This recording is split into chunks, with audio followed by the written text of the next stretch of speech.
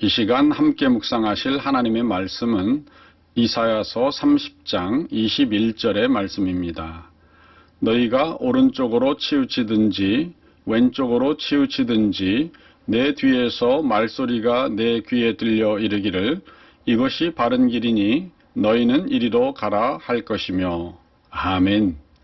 렉스 데이비드 토마스는 미국의 사업가, 자선사업가, 패스트푸드 재벌입니다. 그는 1969년 햄버거 전문점인 웬디스를 설립하였는데 웬디스의 규모는 2018년도 말에 맥도날드와 버거킹에 이어 세계에서 세 번째로 큰 햄버거 체인점으로 성장하여 전 세계에 6,711개의 매장을 가지고 있습니다. 하지만 그는 불우한 어린 시절을 보냈습니다. 토마스는 태어난 지 6개월 만에 입양이 되었는데 이렇게 입양된 가정의 양어머니마저 5년 후에 세상을 떠났고 양아버지는 일자리를 찾아 전국을 돌아다녀야만 했습니다. 토마스는 12살 때 미국 테네시주 녹스빌에 있는 레스토랑에서 첫 번째 직장을 가졌습니다. 15살에는 다시 아버지를 따라 인디애나주 포트 웨인에서 레스토랑 일을 했습니다. 그리고 아버지가 다시 다른 곳으로 떠나자고 했지만 그는 더 이상은 이사하고 싶지 않아 고등학교를 중퇴하고 식당 일에만 전무하였습니다. 토마스는 1950년 18살의 나이에 한국전쟁이 일어나자 군대에 자원 입대하였는데 유리업에 종사한 경력으로 인해 군대의 식사를 준비하는 학교에서 공부한 후 소독으로 배치되어 매일 2,000명 이상의 식사를 책임지는 중사로 복무하다가 1953년 21살의 나이로 제대하였습니다. 그 후 토마스는 인디애나주 포트웨인으로 다시 돌아와 식당 일에 복귀하였습니다. 그런데 토마스가 20대 중반인 1950년대 중반에 켄터키 프라이드 치킨 창업자인 커널 샌더스가 KFC 프랜차이즈를 판매하기 위해 기존 사업체를 가진 식당 주인을 찾았습니다. 그리고 그는 토마스가 있는 포트웨인으로 찾아왔습니다. 처음에는 당시 레스토랑의 수석 요리사였던 토마스가 샌더스의 제안을 거절했지만 결국은 샌더스에 의해 설득되어 KFC와 함께 협력하여 레스토랑을 프랜차이즈 했으며 나중에 미국 중서부에서 다른 많은 KFC 프랜차이즈도 소유하게 되었습니다.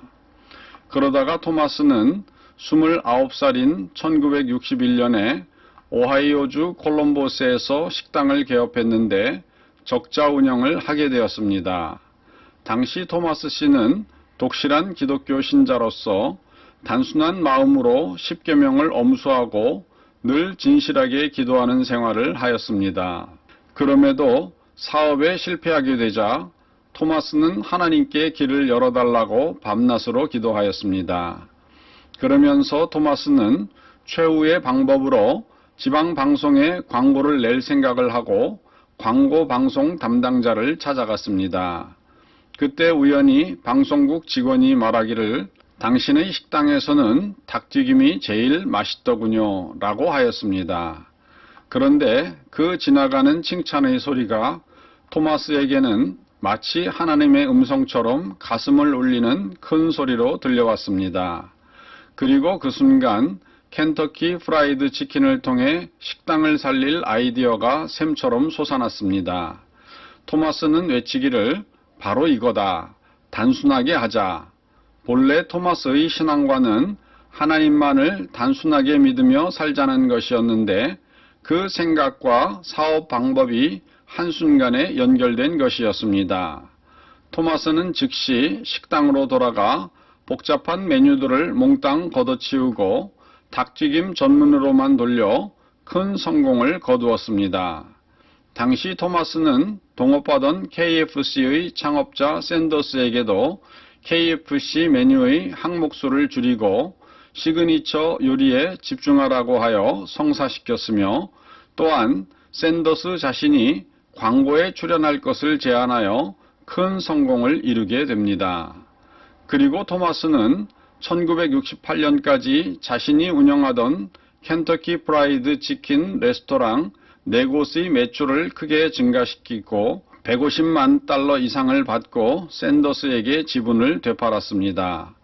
그리고 토마스는 1년 후인 1969년 37살에 이때 얻은 자금과 그동안의 경험을 바탕으로 자신의 딸의 이름을 딴 웬디스라는 햄버거 체인점을 시작하여 전 세계적인 패스트푸드 재벌로 크게 성장하게 되었습니다.